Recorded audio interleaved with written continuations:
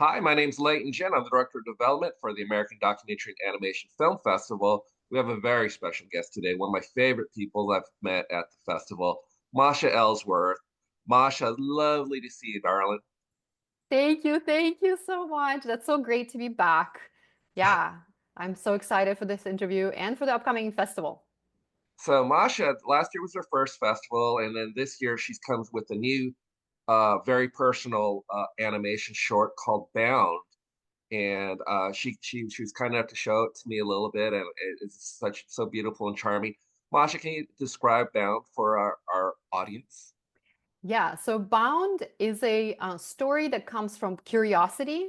I'm solving a mystery, and I call it the missing verse from Ukrainian's favorite love song.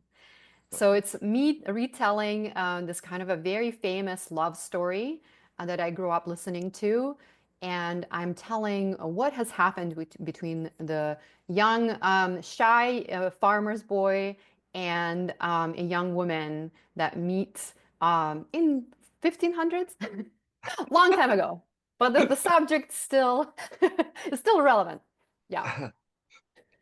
Let's talk a little bit about the look of this because it's kind of woven. It's really pretty, and at first it kind of threw me off a little bit, and I was like, but it's just really beautiful and it really works with it. Can you talk about the concept of the look of your film? Yeah, so if you've ever met Ukrainian people or like looked into the culture, there's this cultural art form of cross stitching, and it goes, it's very old, like it's an ancient tradition of adorning clothing. Like I'm wearing an example of that with beautiful ornaments, and it's all hand done, hand cross stitched. And it's not just the clothing. There's things in your house that were adorned with that, like tablecloth or presents or towels or ceremonial things. And what I love about it is every region of Ukraine has a different color scheme. And then every symbol, there's a lot of symbolic things. So, like a flower is not really a flower, it's like a symbol of prosperity. And a lot of times it's geometric, just like here. It's very beautiful, but hard to know what's going on. But even in older towels or tapestries that I've seen, they're scenes from everyday life. And that was an inspiration when I wanted to tell the story of this folk song. I was like, this would make so much sense to do it in a traditional art form. And it's also modern art form. We've had a few modern clothing designers that like invigorated it and popularized it and brought it to the larger fashion community. So yeah, it's Oh, yeah. that's exciting. Sounds like you got some cross promotional opportunities with that. I collect Uh, these. I collect cross-stitched shirts, and I just love them.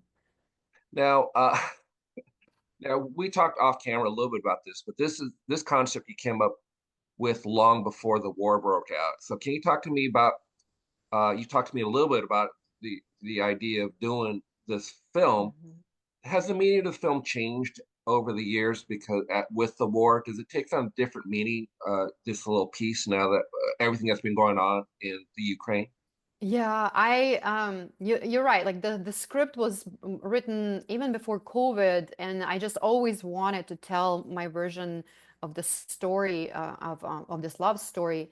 And when the war broke out, and I was just finishing a little tea, and I thought, okay, I wanted to tell the story next, and I wanted to introduce the international audience to Ukrainian arts.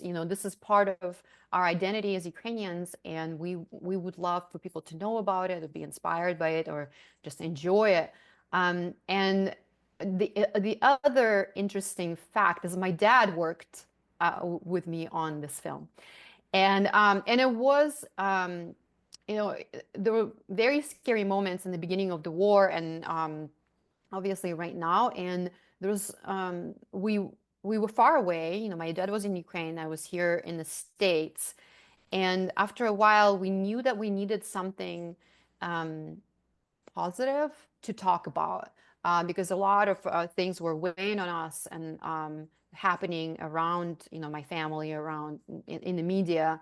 And it was our way to heal and grieve of what is happening, and focus on something beautiful.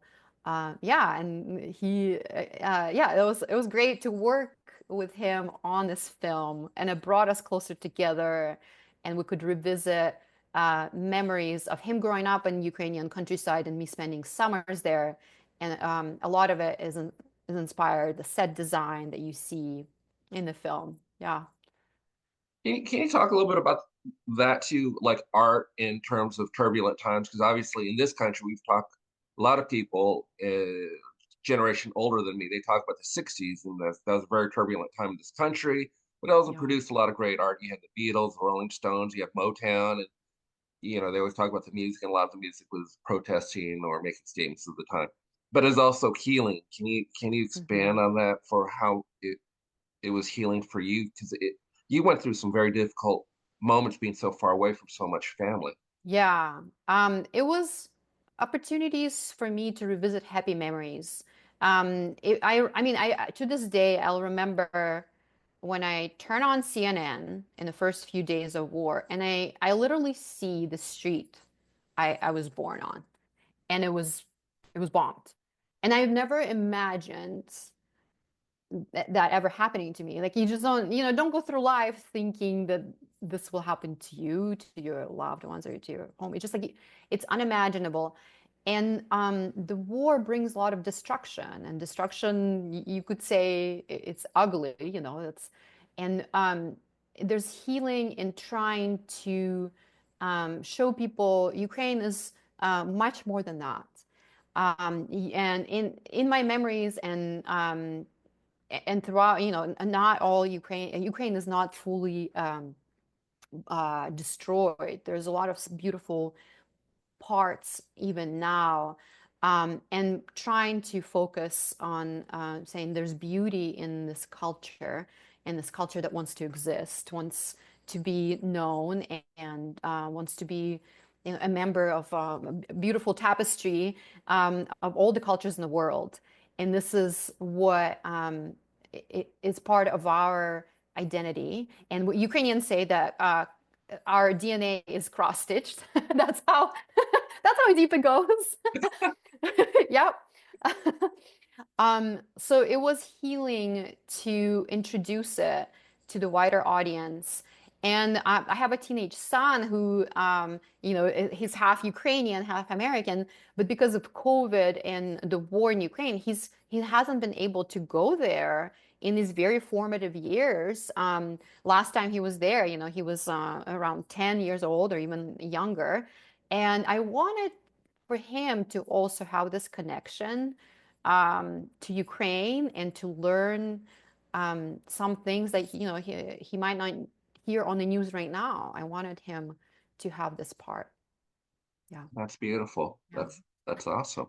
So this is your second film Hmm. here. The first one was last year. It was Little T, and there's been some progress with Little T. I believe it's on your website now, and then you're Yes. working with some. Oh, you told me, and it just blanked my mind, but with some psychiatrists, right? Is that correct? Yes. So, Little T is about silencing your inner critic, in dealing with like perfectionist traits, and sort of how we talk to ourselves in the moments of a high stress. And because of my day job, I work for Pixar. I was introduced to a lot of research that we were using for Inside Out 2. Hmm. And Inside Out 2 is not the roots of Inside Out 2 are slightly different than Little T. But I was able to, talk to some psychiatrists, and show them the film, show them Little T, and it's gotten their approval, stamp of approval. And it was an awesome opportunity for me to give back to the mental health community, and release Little T of my website along some information about like what is an inner critic, and sort of what are some things we can do to silence it or to understand it more. So yeah. Yeah, that's what's up with little T. And so it's been a year since you didn't premiere it at our festival, but that you screened it at our festival. Mhm. What kind of impact has Lil T had, and what kind of feedback have you got from it? I am still amazed when people that have seen the film, but I might not know, they would reach out to me and say that it has helped them, or they want to send it to someone that they think would benefit from that. I think it's just like when you like maybe have a child and like that child starts living the life of their own, you're like, oh wow, like that's how it feels. I'm so grateful that people are finding comfort or help in the film. When I made Little T, I certainly felt like I felt that like it was helping me to silence my inner critic, but I also felt like, well, if anyone feels um, lonely in the struggle, perhaps this film could provide them with some comfort, and they would feel like they're not alone in dealing with those inner critical voices. Yeah. Really quick, it's a beautiful film. Give me your website so people can go look for it themselves. It's www.mashamakesmovies.com slash little dash T. Yeah. Okay. And I'll put it down in the description as well so Yeah, people can thank you go so much. find it because it's really a lovely, lovely film. And then, Thank you. we talked about it and quite I didn't know much about Inside Out, the first one or the second one. But since I met you, Inside Out 2 came and you basically saved Hollywood last year. You guys, you guys were the Yeah. top grossing film, and everyone's talking about how things were going bad. Then all of a sudden, Inside Out 2 came out, and I believe you guys finished as the box office champion last year and got another nomination. Can Yeah. you talk about the parallels with, you touched on a little bit of the parallels with Inside Out and Little T, because it does talk a little bit about inner critics and mental health in different ways. Can you talk Yeah. about, and it's ironic they both came out around the same time.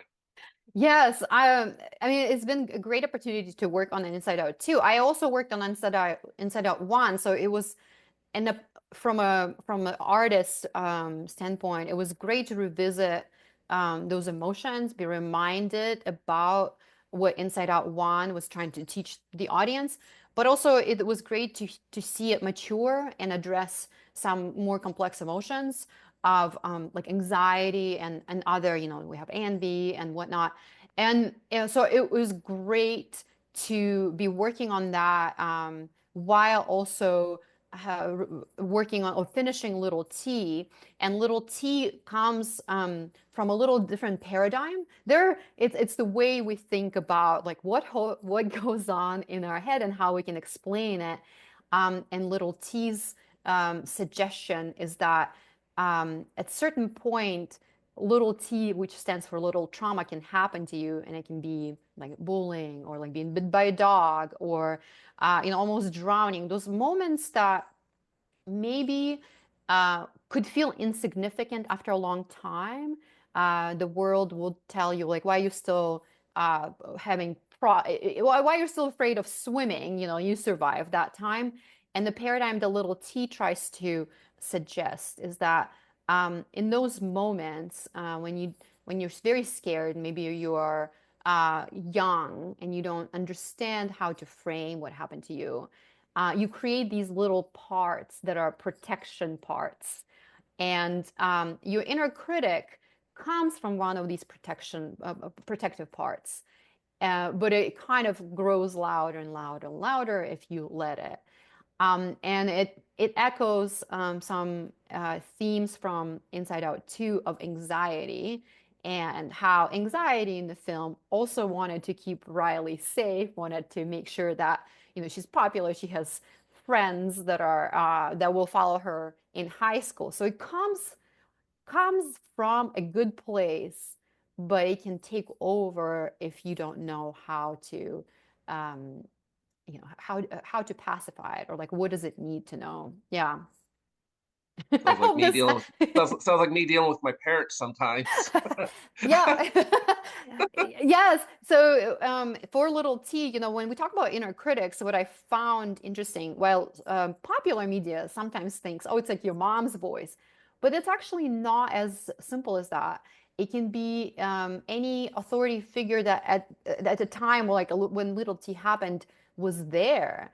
It can be your coach or someone you looked up to, and maybe they said something in a way like they didn't mean to offend you or hurt you, but it was an authority figure, and you took those words in a way that wouldn't be helpful.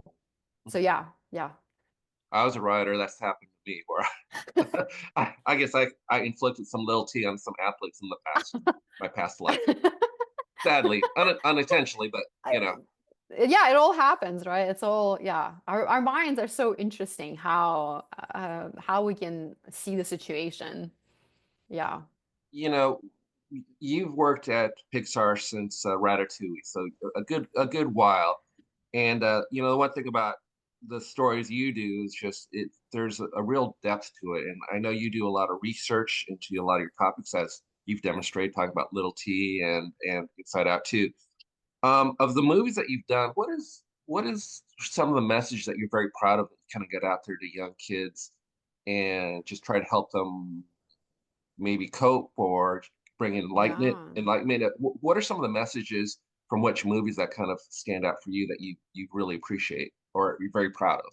Yeah, I think Ratatouille was such a great film to start my like career with because the message of it is, of course it says anyone can cook.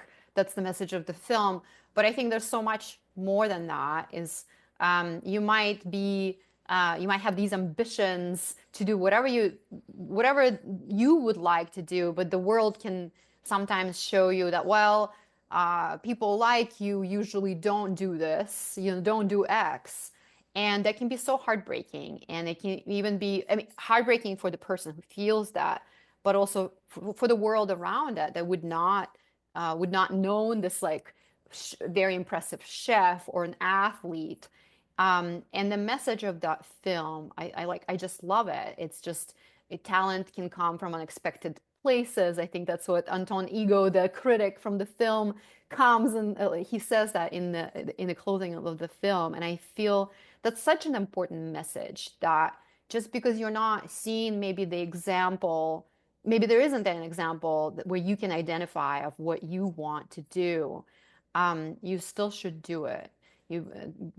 Yeah, and finding your support network that will support you on that journey.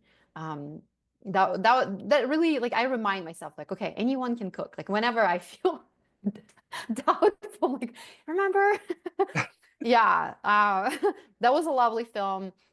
Another one that comes to mind is Coco. I'm so proud of just the message of that film, and there's lots of different takeaways from the film that you can think about, but it's just like what's in your heart. The music was in the heart, Miguel's heart, and sometimes it could be hard when people around you are not, for their personal reasons, could not provide the support that you need, and just finding that in other places, and also knowing that those people can come turn around and become your supporters. I think that's a very I think it happens a lot to artists where they have to wait for people the closest to them to be fully supportive, and yeah, that's what comes to mind.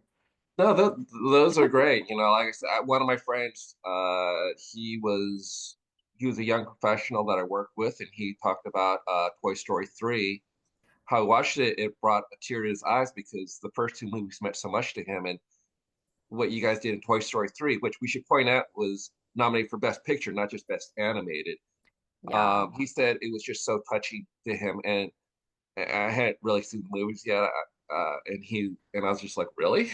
And then he explained it to me, and I was just like, oh my gosh, that's beautiful. I mean, you guys just do Yeah. some amazing work that really connect with people. It's great filmmaking, not just animated. So hopefully people take a look and see that. Um, Yeah. I got one little funny story. It's just Uh-huh. this is very silly. I every once in a while look at Netflix. And I don't look. I mean, not Netflix, YouTube. I look at these clips, and there's this one clip of Ali Wong, the comedian and actress, Mhm, and she mhm. says all she wants to do is play a piece of tofu in a Netflix movie and sing. So I'll send you that clip. But I just thought Yeah. that was really funny. I bring that to your attention. I'd love to see that. Yeah. Yeah. And then last question. I think I brought it to you last year. But I'm going to see if you've seen any of them. But we're talking about Ratatouille. I've always seen references to Pixar films that you worked on in other popular media, and I think I mentioned Ratatouille in both Everything Everywhere All at Once when they Yes. called Raccoon Tooie, and then also Ted Lasso. There's a comment about Ratatouille has one player's favorite movie. Is there Yeah. a popular media that you've seen that they referenced one of your work that kind of caught you off guard, or maybe caught your son off guard and said, "Oh, my mom did that." Yeah, well, it's interesting. Yes, my son now shows me the memes, like, and you're like, oh, you're like, okay, you're like, oh, we were meaning this in this different way, and yeah, young people, like, I love Ratatouille the musical. Like to me, I just I think there's so much creativity there.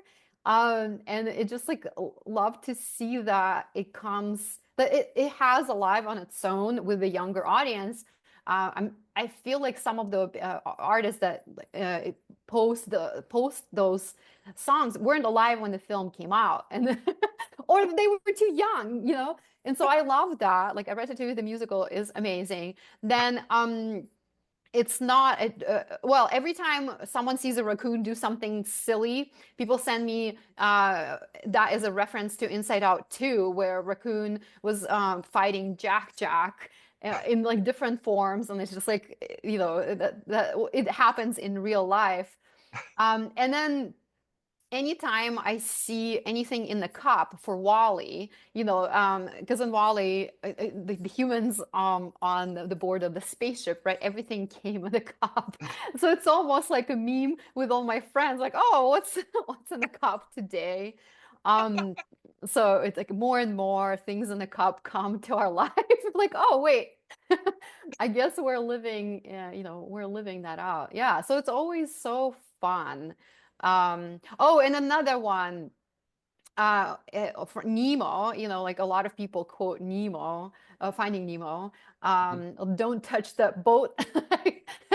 That comes, yeah, people say that to me, and I usually love to quote Marlin, Nemo's father, and he would, I think that the quote something says like, "Oh, Marlin, you look worried." I'm like, oh, that's how I always look.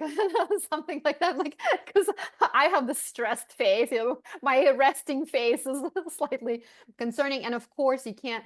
I love when people say like, "I'm okay with crazy," and that's Dory. When people reference, because she's up for anything. She's like, "Oh, crazy! I'm okay with crazy." So yeah, those quotes I hear a lot, and just I use them too. Yeah, gotta love Pixar films, very quotable. Well, I think that's going to do it. We're starting to run out of Okay. time. I'm sorry, but Masha, as usual, a delight.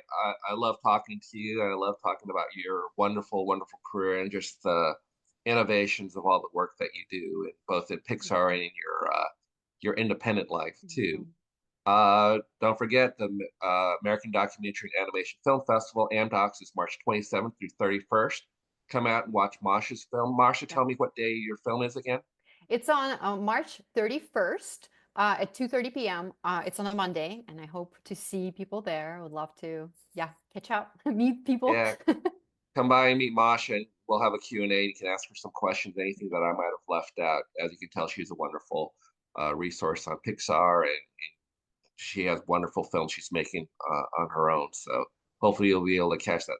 Masha, again, a delight. Thank you so much. Oh, and I forgot to mention, this is the day after the Oscars, which Inside Out Yeah, was also nominated for Best Animation. yeah, So true congratulations honor. on Thank that. you, thank you, thank you. Such a Yeah. great, such a great time. So we'll make sure we ask you that question in the Q&As Okay, afterwards. let's leave the juicy questions. That's right. That's right.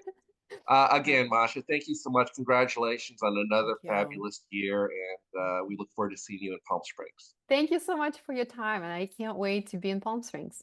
Yeah.